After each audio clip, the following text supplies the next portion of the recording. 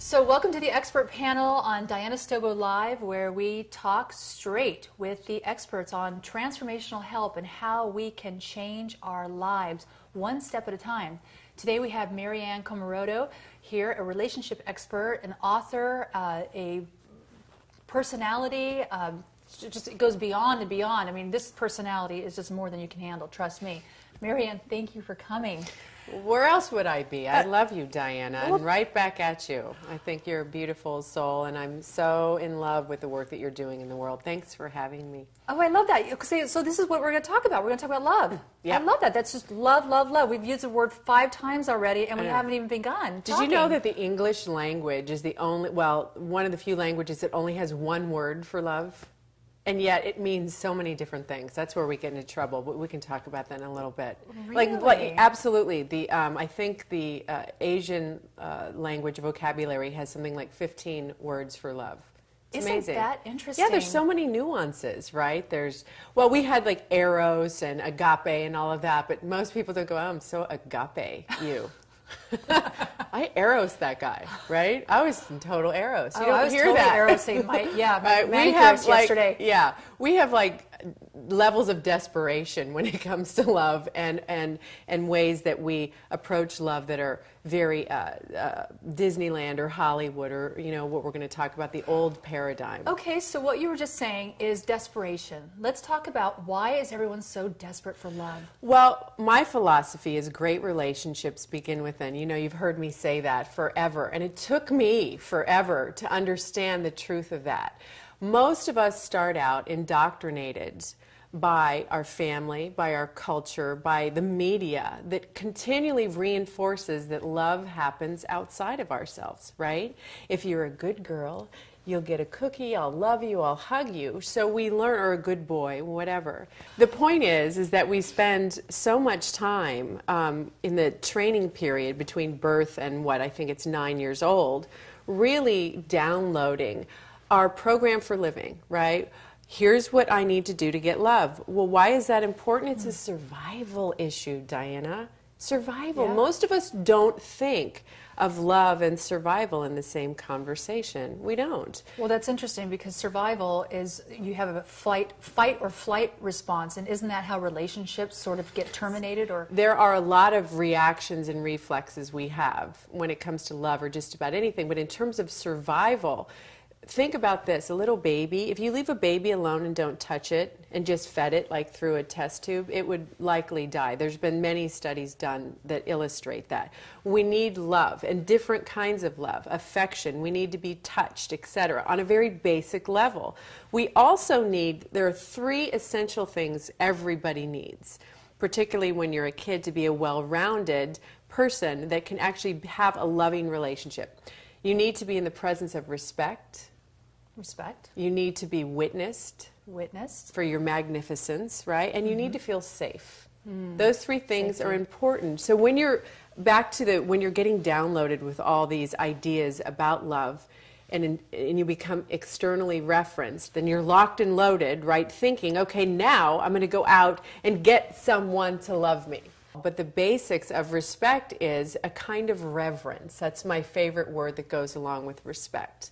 That you would do unto me nothing except what would celebrate me, bring me blessings, healing, or prosperity, right? Just to put it into those 3 categories. You're not going to do anything to harm me if you respect me. It's a sacred way of being in relationship with someone else. Reverence is the word I like to use. I like that. I like that. So how does that fold into what the new paradigm of love and relationship is? So there you are. You've got this little program downloaded in you that you're completely unconscious about, right? Love, your love imprint, your survival map, okay? So you're going out into the world and you meet someone. Right? We have 2 things that get lit up when this happens, and they both are chemical. Neither of which, by the way, is a good litmus test for an ideal partner. I know I'm going to get to your question in a second. No, I'm with you. I'm right. on that map. Right. I'm on the trail. Right. So there you are, and you meet someone, and there they are across the room, and your eyes lock. And your heart starts going like dun dun dun dun, and your knees go, whatever your thing is. The stronger the feeling of desire, the greater your mind starts interpreting this to mean, that's the one. That could be the one. It might be the one. So you do everything and anything, fall all over yourself to try to what? Fill in the blank. Get the person to buy into your program, right? So by then you've got this routine that you pitch because you learned it as a kid. Let me do my dog and pony show. Let me show you what I can do, you know, woo, whatever it is. And then the person goes, yeah, I really like that. And you get together and then 3 months later, anybody know what happens? Generally speaking, it starts the decline. Because who you really are, the one that didn't get witnessed, most likely, the one that your authentic self is dying in there.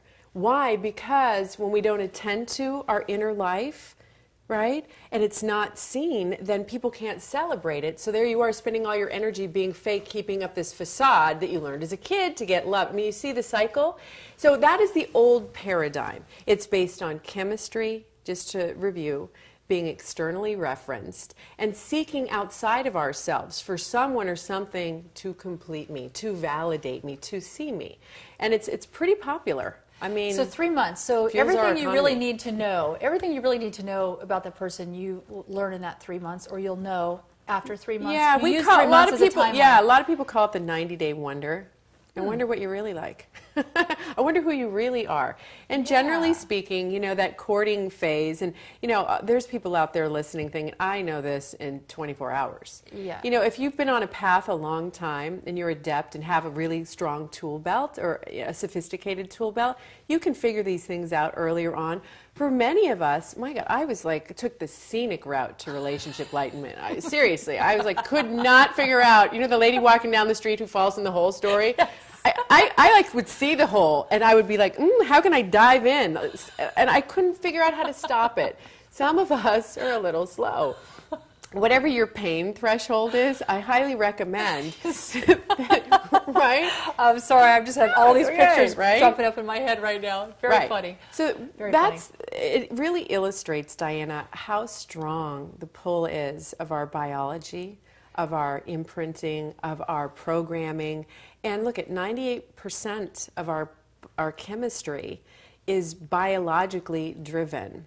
There's this new paradigm that we're going to talk about, this opening. Tell us about the new paradigm. Because we don't want to do it the way it's been done. It's not working. It's painful. It's painful. And there's a lot of heartbreak. And you can never win. It's a losing proposition because you're negotiating for basic survival instincts that aren't possible to be fulfilled. So there's a hole in the bucket. Take us into the new. There's a hole in there. Dear Liza. It's like the smoke and mirrors. Yeah. We keep thinking it's out there. It's not. Wake up. Okay, so then we wake up. Yeah. New paradigm is we wake up and we realize this, the disenchantment phase, as you know, we call it the dark night of the soul. It could last a really long time. It's painful. You may want to die. I'm not sure. I did, metaphorically speaking. But the passage through from the old paradigm to the new is worth everything you've got. Because what's possible in the new paradigm, conscious relationship, is extraordinary. It's the thing that you crave, the thing that you're actually desperate for, which is, look, we're relational creatures. Let me point that out. So in either paradigm, there is a drive that there's nothing wrong with. We want to be close. I want you to touch me. I want you to see me. I'm not saying to eliminate that. But in the new paradigm, it's about personal growth. It's about wellness. It's about healing. It's about being on a path of development, right? It's about spiritual awakening. It's about consciousness.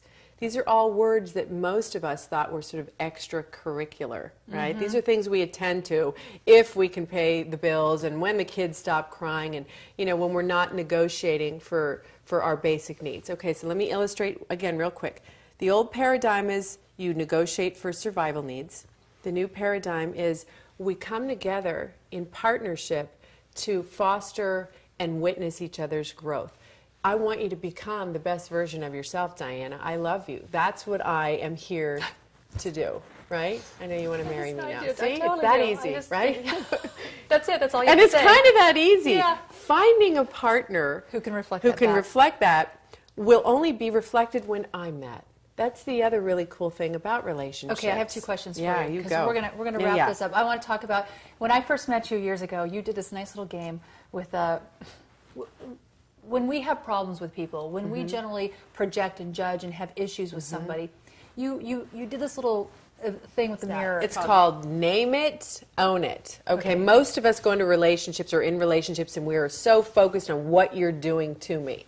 Okay, so I would invite you, take a look at what it is exactly that you think your partner is doing to you or that you just can't be with, and name it. Okay, so the fingers are going out here, then look at it. Whoa, this is very, very deep, and it's a beautiful portal into freedom. You don't take me out anymore. That's right, exactly. I don't take me out anymore. You don't listen to me. You're not touching me enough, or the right way. You're never around. You used to do this. How come you don't do that, etc.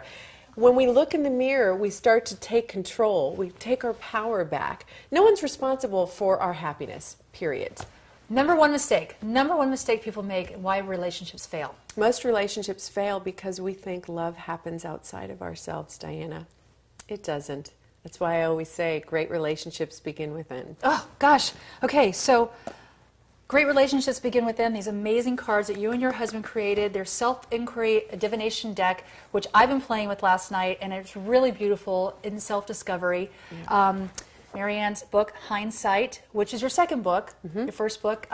Skinny, Tan, and Rich, Unveiling the Myth. Skinny, Tan, and Rich, which I found and fell in love with you because you're so real and so honest, and I absolutely love you more than anything. Marianne Comoroto, Live is your website? MarianneLive.com. MarianneLive.com. MarianneLive.com. You have to listen to her, you have to read her, you have to experience the relationship within. Thanks for coming. Thanks, Diana.